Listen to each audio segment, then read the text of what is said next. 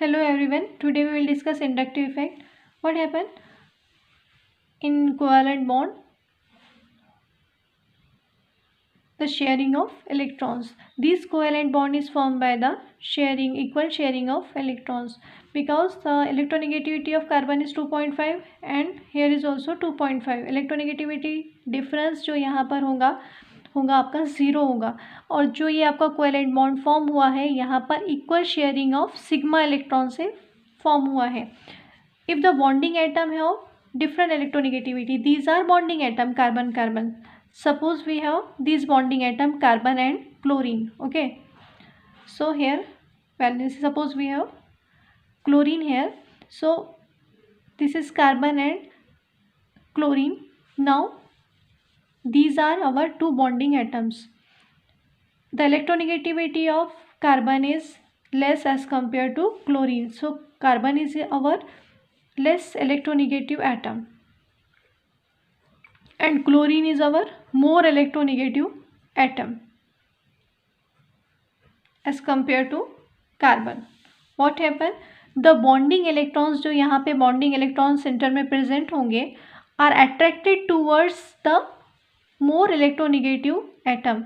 जो भी bonding atom आपके center में present होंगे वो यहाँ पर क्लोरीन की इलेक्ट्रोनेगेटिविटी ज़्यादा होने की वजह से यहाँ पर अट्रैक्ट होंगे क्लोरीन की तरफ, because chlorine is electron withdrawing group.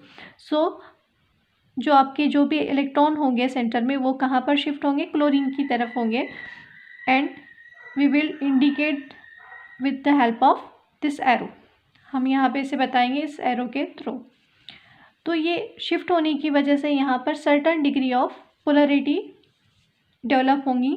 यहाँ पे आएगा आपका delta negative charge and here is delta positive charge. No doubt यहाँ पर इस तरीके से हाइड्रोजन है. सो इफ़ अगर आपके कंपाउंड में कोई भी इलेक्ट्रोनेगेटिविटी डिफरेंस है तो वहाँ पे आपका इंडक्टिव इफेक्ट क्रिएट होगा. So what is the definition of this inductive effect? Inductive effect is defined as permanent polarization created in covalent bond. ये जो इफेक्ट होता है परमानेंट होता है and polarization we have seen here delta negative and delta positive charge created in covalent bond. ये covalent bond में यहाँ पर डेवलप होंगे due to displacement of sigma electron. जो आपके सिग्मा इलेक्ट्रॉन सेंटर में प्रेजेंट थे वो कहाँ पर डिस्प्लेस हुए हैं? Towards the more electronegative chlorine atom. So अगर यहाँ पे इलेक्ट्रोनेगेटिविटी डिफरेंस है तभी इंडक्टिव इफेक्ट होगा, अदरवाइज यहाँ पर इंडक्टिव इफेक्ट पॉसिबल नहीं है, बिकॉज दोनों की भी जो इलेक्ट्रोनेगेटिविटी है सेम है. ठीक है. Again inductive effect is classified into two types, that is positive inductive effect और we can indicate with the help of plus I effect. Second one is your negative inductive effect, or we can indicate with the help of minus I effect. Okay, atom or group which lose electron towards a carbon atom are said to have plus I effect. What happen here? See here, कोई भी atom और group है, suppose we have like this carbon and silicon. So जो आपका silicon है यहाँ पर इसकी electronegativity as compare to carbon is less.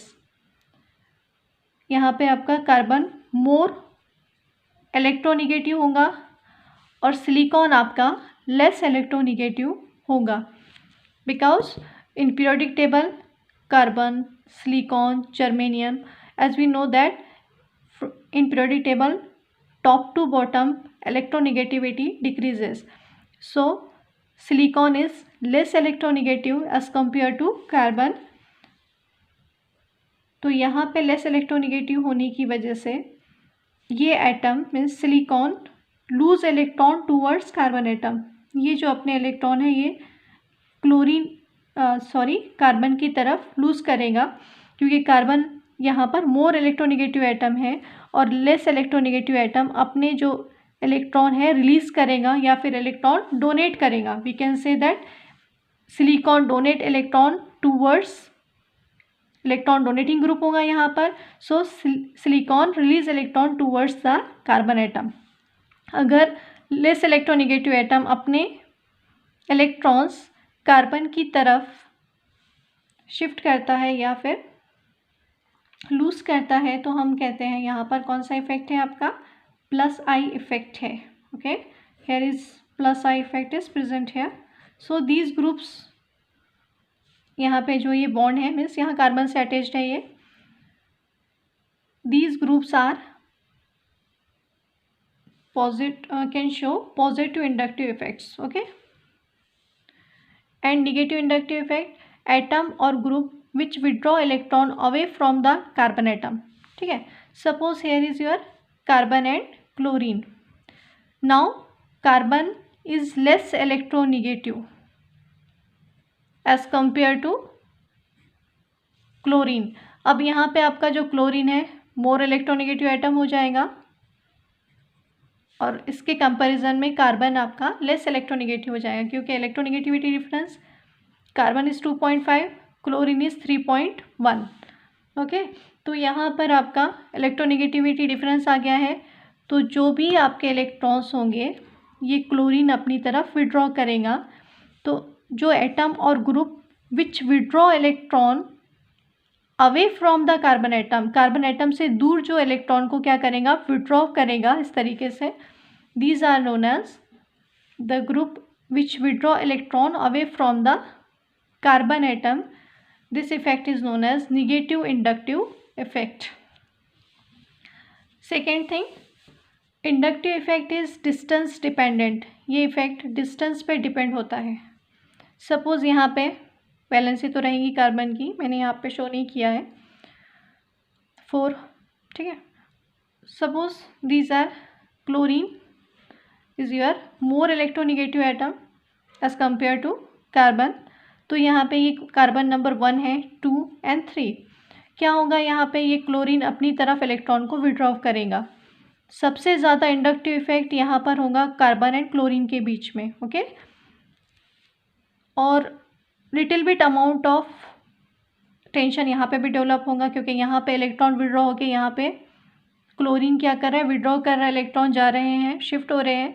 तो इस कार्बन पे भी थोड़ा बहुत इफेक्ट होगा, निग्लिजिबल इफेक्ट। और सबसे कम मीन्स हम बोल सकते हैं यहाँ पे कुछ भी इफेक्ट, निग्लिजिबल इफेक्ट होगा कार्बन नंबर 3 पर, ठीक है।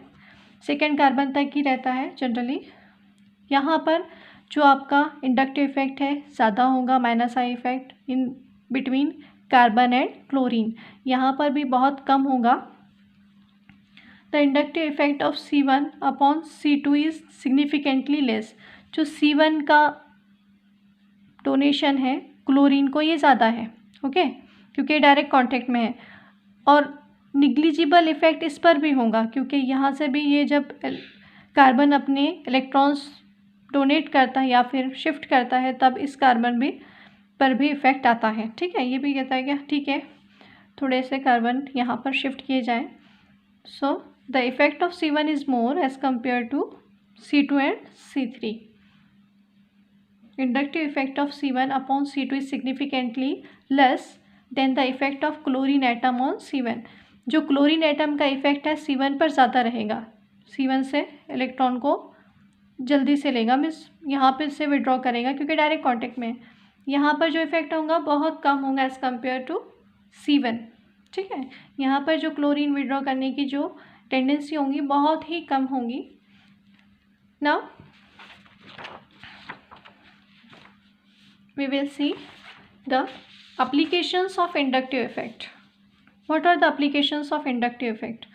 Okay, with the help of inductive effect we can show the relative strength of acids. Suppose here we have taken the example of chloroacetic acid and acetic acid. In chloroacetic acid what happen here, यहाँ पे हमारा acetic acid है, हमने यहाँ से एक hydrogen को remove करके यहाँ पर एक क्लोरीन को अटैच किया है।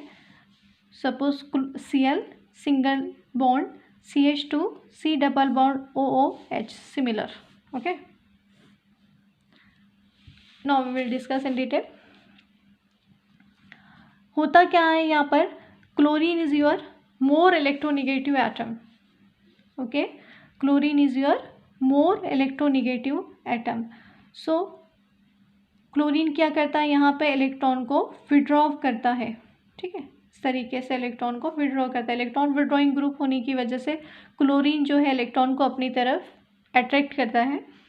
सो जो सेंटर में इलेक्ट्रॉन थे वो यहाँ पर शिफ्ट होंगे. सिमिलरली यहाँ पे भी इलेक्ट्रॉन इस तरीके से शिफ्टिंग होंगी, यहाँ पर भी शिफ्टिंग होंगी, यहाँ पर भी शिफ्टिंग होंगी.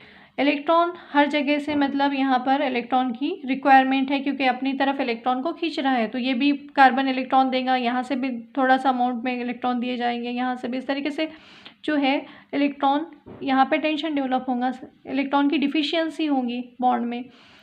तो ये जो हाइड्रोजन है आपका, इलेक्ट्रॉन डिफिशियंट होने की वजह से ईजीली यहाँ से H+ के फॉर्म में यहाँ से निकल जाएगा, H+ के फॉर्म में एक्वियस सॉल्यूशन में, जहाँ पे वाटर है. एक्वियस मीन्स वाटर सॉल्यूशन में यहाँ पर ये H+ आयन के फॉर्म में यहाँ से ये हाइड्रोजन क्या होगा, निकल जाएगा. और H2O के साथ मिलकर, मीन्स एक्वियस सॉल्यूशन में जब ये मिलता है तो यहाँ पे फॉर्म होता है आपका H3O+.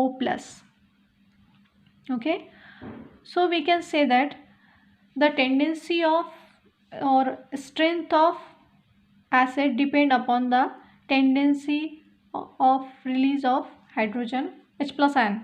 ठीक है, मीन्स यहाँ पर जो भी आपका H+ आयन जितने अमाउंट में रिलीज होंगे उतने ही आपके हाइड्रोनियम यहाँ पे H3O+ आयन फॉर्म होंगे. ठीक है, so strength of acid depend upon its tendency to release H+ ion. Strength, जो भी एसिड की स्ट्रेंथ है वो डिपेंड होती है H+ आयन के रिलीज़ करने की टेंडेंसी पर. अगर ये acid H+ ion aqueous solution में ज़्यादा अमाउंट में रिलीज़ करता है, अगर इसकी टेंडेंसी ग्रेटर है, the greater is the tendency to release H+ ion in the aqueous solution in the form of H3O+ ion, the greater is the strength of an acid. Means यहाँ पर electron की deficiency होने की वजह से हम easily hydrogen को क्या करता है, यहाँ पे रिलीज़ कर देता है और यहाँ पर ये H+ आयन वाटर मॉलिक्यूल के साथ मिलकर H3O+ आयन फॉर्म करते हैं. सो क्या होता है, जितने भी इसकी टेंडेंसी ज़्यादा H+ आयन को रिलीज़ करने की होंगी, जितने ज़्यादा H+ आयन ये देगा उतना ही ये एसिड की स्ट्रेंथ ज़्यादा होगी, उतना ही ये स्ट्रॉन्ग एसिड होगा, जितने H+ आयन को इजीली रिमूव करेगा. और क्यों रिमूव किया है, क्योंकि यहाँ पे इलेक्ट्रॉन की कमी हो रही थी और इलेक्ट्रॉन की कमी की वजह से ये बॉन्ड क्या होगा, यहाँ पे वीक हो जाएगा, इसीलिए यहाँ से H+ इजीली निकल पाएगा. In case of acetic acid यहाँ पर जो है आपका CH3, this one is your electron donating group. ये इलेक्ट्रॉन डोनेटिंग ग्रुप होता है, मीन्स ये इलेक्ट्रॉन देता है. तो यहाँ पे जब इलेक्ट्रॉन देगा तो यहाँ पे कोई कमी नहीं होगी इलेक्ट्रॉन की, तो ये बॉन्ड तो ऑलरेडी स्ट्रॉन्ग रहेगा क्योंकि यहाँ पे भी इलेक्ट्रॉन रहेंगे सफिशिएंट अमाउंट में, यहाँ पर भी रहेंगे. तो ये जो बॉन्ड होगा यहाँ पर स्ट्रॉन्ग होगा और यहाँ से इजीली हाइड्रोजन आइटम नहीं निकल पाएगा. H+ आयन इतने इजीली यहाँ से रिमूव नहीं हो पाएगा एज़ कम्पेयर टू दिस.